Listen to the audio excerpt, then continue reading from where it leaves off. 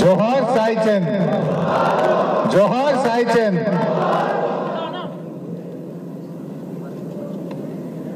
సాయి చంద్ సతీమణి సోదరిమణి రజనీ గారు, వారి తల్లిదండ్రులు, పిల్లలు, సాయి చంద్ కుటుంబ సభ్యులు, కార్యక్రమానికి విచ్చేసినటువంటి సాయి చంద్ ఆత్మీయులు అందరికీ పేరు పేరున నమస్కారం. సాయి చంద్ మరణం అనేది నిజంగా మనం ఎవరు ఊహించింది కాదు. నాకైతే ఒక కుటుంబ సభ్యుడిగా, ఒక సొంత తమ్ముడిలాగా అన్ని రకాలుగా ఎంతో అండదండగా ఉండేవాడు, అన్నీ నాతో పంచుకునేవాడు. సంతోషం వచ్చినా మాట్లాడేవాడు, దుఃఖం వచ్చినా చెప్పుకునేవాడు.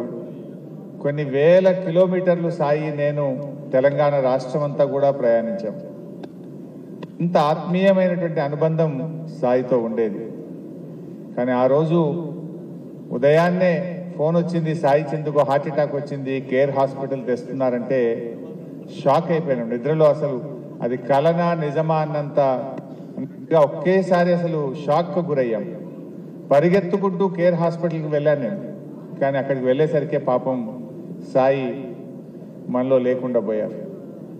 కానీ ఈరోజు సాయి శారీరకంగా మనలో లేకపోవచ్చు, కానీ తెలంగాణ ఉద్యమకారుల హృదయాల్లో, తెలంగాణ ప్రజల గుండెల్లో చిరస్థాయిగా ఉన్నాడు.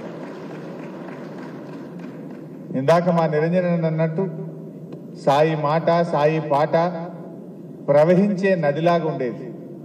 ఆ గలం గలగల పారే నదిలాగా సాయి స్వరంలో నుంచి మాటలైనా పాటలైనా ఎంతో అద్భుతంగా వచ్చేది. తెలంగాణ ఉద్యమంలో కేసీఆర్ గారి సభల్లో సాయి లేని సభ ఉండేదే కాదు. సాయి చంద్ లేకుండా పెద్ద కార్యక్రమమే ఉండేటువంటిది కాదు. అంత గొప్పగా పార్టీలో, ప్రజల్లో, ముఖ్యంగా కేసీఆర్ గారికి చాలా దగ్గరైంది సాయి. కేసీఆర్ గారు కూడా ఎంతో ప్రేమించేవాడు. ఉద్యమ సమయంలో ఏ పాటలు రాయాలన్నా అటు రసమై బాలకృష్ణ గారు, సాయి చంద్ గారు కేసీఆర్ గారికి కుడి భుజంగా, ఎడమ భుజంగా ఉంటూ ప్రతి పాటలో, ప్రతి మాటలో, ప్రతి సభలో ఇద్దరు కూడా అద్భుతమైనగా మరి ఎంతో చేదోడుగా నిలిచారు. తెలంగాణ ఉద్యమాన్ని ముందుకు నడపడంలో కేసీఆర్ గారు అడుగులో అడుగేస్తూ సాయి చంద్ గారు చాలా చక్కగా మరి ఆయన కాంట్రిబ్యూషన్ మాటల్లో చెప్పలేనిది, మనం వెలకట్టలేనటువంటిది. నిజంగా పెద్ద పెద్ద సభల్లో సాయి చంద్ మాట్లాడుతుంటే మేము చూసేవాడిని. ఇందాక మీరు అందరూ అన్నట్టు ఆ శివుడా అనే పాట పాడితే ముందు కూర్చున్నటువంటి వేల లక్షల మంది కళ్ళలో నీళ్లు రాలుతుండేవి. కంటించు రాతి బొమ్మల్లో పాట సాయి పాడుతుంటే అక్కడ కూర్చున్న మహిళలు కానీ పురుషులు కానీ కళ్ళలో నుంచి నీళ్లు రాలుతూ ఉండేది. కొంగు పెట్టి తుడుచుకునేటువంటి కొన్ని సందర్భాలు చూసి నిజంగా మేము కూడా వేదిక మీద కళ్ళలో నీళ్లు పెట్టుకున్నాం. అంత అద్భుతంగా మరి తెలంగాణ రాష్ట్ర ఏర్పాటులో సాయి కృషి ఎప్పుడు కూడా ఈ ప్రజలు, ఈ ప్రాంతం, ఈ రాష్ట్రం మర్చిపోదు. నిజంగా సాయి ఆయన కళలు ఉండేది. చట్టసభల్లో అడుగు పెట్టాలనే కళ సాయి చంద్లో ఉండేది.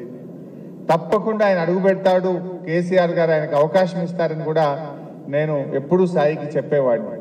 కానీ దురదృష్టం ఈ రకంగా సాయిని వెంటాడుతుందని, మరి ఎంతో నిబద్ధత కలిగిన వాడు, కష్టం చేసేటువంటి వాడు, మరి అది ఎందుకు దేవుడు ఆ రకంగా సాయిని తీసుకుపోయాడో కానీ ఒక గొప్ప నాయకుడిని, ఒక గొప్ప కళాకారుణ్ణి ఇవాళ బీఆర్ఎస్ కుటుంబ మొత్తం కూడా కోల్పోయింది. నిజంగా ఈరోజు సాయి లేని లోటు, మొన్న ఎన్నికల సభలు జరుగుతూ ఉంటే ప్రతి చోట కూడా సాయి చంద్ లేని లోటు కొట్టొచ్చినట్టు కనబడ్డది.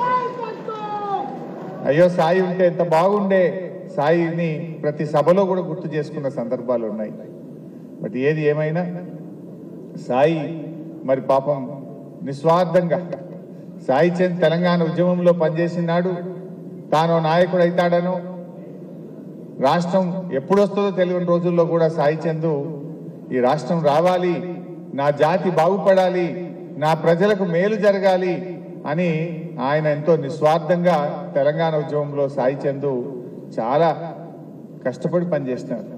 మరి అలాంటి సాయి ఈ రోజు మనందరం కూడా ఒక సంవత్సరం అయిందంటే నిజంగా చాలా బాధ కలుగుతా ఉంది. నమ్మలేకపోతా ఉన్నాం. ఇంకా మన పక్కనే సాయి ఉన్నాడా, మనలో సాయి ఉన్నాడా అన్నట్టుగా అనిపిస్తా ఉంది. బట్ ఏది ఏమైనా రజనీ సోదరిమణికి వాళ్ళ పిల్లలకు తప్పకుండా బీఆర్ఎస్ పార్టీ మేమందరం కూడా వెన్ను దన్నుగా ఉంటాం. సాయిని తెచ్చియలేకపోయినా సాయి లేని లోటు రాకుండా ఆ కుటుంబాన్ని చూసుకునే బాధ్యత మాది అని చెప్పి సందర్భంగా మీ అందరికి కూడా తెలియజేస్తూ, మరి ధైర్యంగా ఉండండి. ఎప్పుడు ఏ ఆపద వచ్చినా ఏ కష్టం వచ్చినా ఒక తోబుట్టుగా ఒక అన్నగా మీకు మేము ఉంటామని చెప్పి తెలియజేసుకుంటూ అందరికీ నమస్కారం. జై తెలంగాణ, జోహార్ సాయి చంద్. సాయిని తన తోడబుట్టిన సోదరుడిగా ప్రేమించిన మరొక నాయకుడు, బీఆర్ఎస్ వర్కింగ్